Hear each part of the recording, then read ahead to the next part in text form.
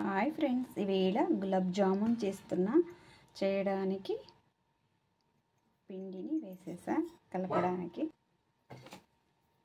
1.5 cup గోధుమ పిండితో చేస్తున్నా. గోధుమ పిండి ఇది బాగా వేడి చేసుకొని ఆయిల్ వేసి మిక్స్ చేసేద్దామండి.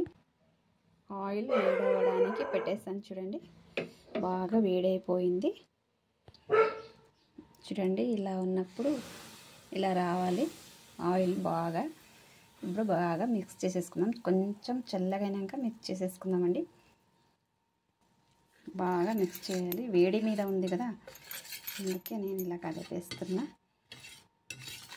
ఇంత బాగా కలుపుకోవాలి. మిక్స్ చేసేస్తే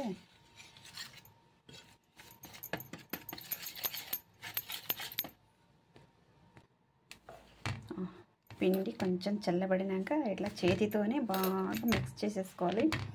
ఎంత బాగా మిక్స్ చేసుకుంటే అంత టేస్టీగా ఉంటాయి.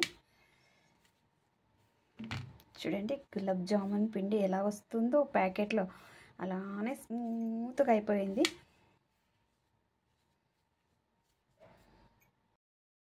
చూడండి, పిండి ఇలా చేస్తే ఇలా రావాలి.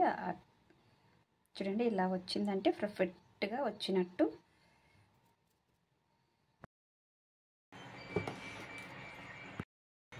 ఫ్రెండ్స్, పాకం రెడీ చేసుకుందామండి.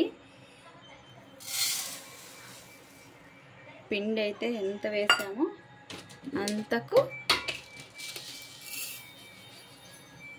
అంతే షుగర్ వేసి పాకం చేసేసుకోవాలి.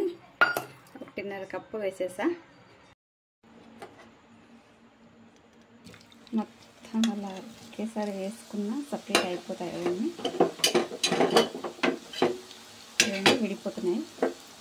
మనం ఏం కదపక్కర్లేదు, అవి సపరేట్ అయిపోతాయి.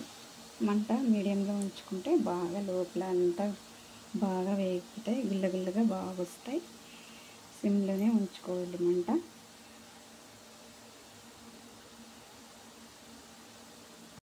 తర్వాత ఇంకో వైపు వేయించుకోవాలి బాగా. చూడండి ఎలా వేగిపోయాయి. ఎక్కువ కదపకుండా వేయించుకోవాలి. చూడండి, గోల్డెన్ బ్రౌన్ కలర్ అవుతున్నాయి మొత్తం. చూడండి, ఇలా రెడీ అయిపోయి పాకంలోకి వేసేయడమే.